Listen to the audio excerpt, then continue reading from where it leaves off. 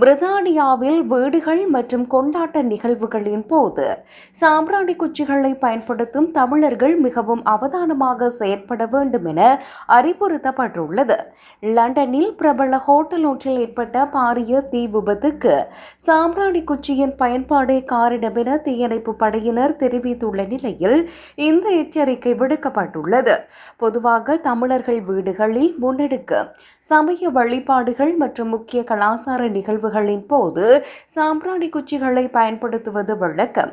சாம்பிராணி குச்சிகள், மெழுகுவர்த்திகள் மற்றும் எண்ணெய் விளக்குகள் என்பன வீடுகளில் தீ விபத்து ஏற்படுவதற்கான பொதுவான காரணங்களாகும் என லண்டன் தீயணைப்பு படையின் ஊடக பேச்சாளர் தெரிவித்துள்ளார். எரியும் நிலையில் அப்படியே விட்டு செல்ல வேண்டாம்.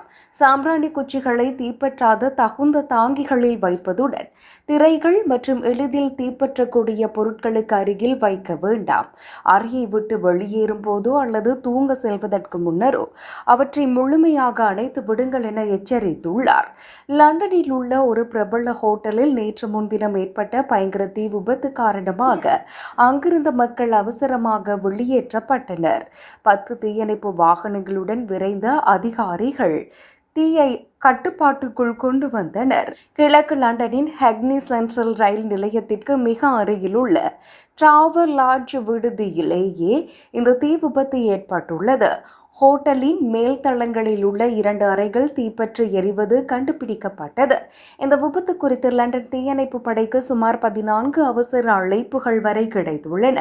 சம்பவ இடத்திற்கு ஹோமர்டன், பெத்னல் கிரீன், ஷோர்டிச் மற்றும் இஸ்லிங்டன் ஆகிய பகுதிகளில் உள்ள தீயணைப்பு நிலையங்களிலிருந்து 10 வாகனங்களுடன் சுமார் 70 தீயணைப்பு வீரர்கள் உடனடியாக விரைந்து வந்தனர்.